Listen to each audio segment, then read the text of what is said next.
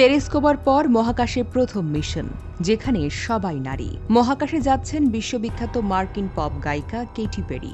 Jeff বেজোসের মালিকাধীন প্রতিষ্ঠান blue অরিজিনের রকেটে পেরির সঙ্গে এই মিশনে আছেন আরও ৫ জন নারী। পুরো মিশনের নেতৃত্ব দেবেন কেটি। ব্লু অরিজিনের বরাত দিয়ে ভ্যারাইটির এক প্রতিবেদনে বলা হয়েছে, ১৯৬৩ সালে ভ্যালেন্টিনা টেলিস্কোপের পর এটি হতে যাচ্ছে মহাকাশে প্রথম মিশন, যেখানে সবাই নারী।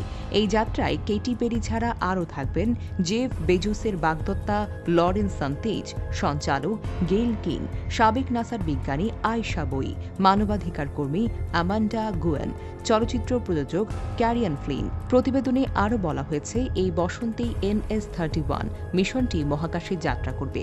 আগামী ২৩ এপ্রিল থেকে ১১ নভেম্বর পর্যন্ত কনসার্ট ট্যুরে ব্যস্ত থাকবেন কেটি। মনে করা হচ্ছে তার আগেই এই সফরটি সম্পূর্ণ হবে। এক বিবৃতিতে ব্লু অরিজিন জানিয়েছে, এমন একটি মিশনে অভিযাত্রীদের নেতৃত্ব দেওয়ার সুযোগ পেয়ে সম্মানিত বোধ করেছেন কেটি পেরি। তিনি আশা প্রকাশ করছেন, তাদের এই মিশন পরের প্রজন্মকে আরও বেশি অনুপ্রাণিত করবে। ৪০ বছর বয়সী কেটি পেরি এই সময়ের অন্যতম জনপ্রিয় গায়িকাদের মধ্যে একজন।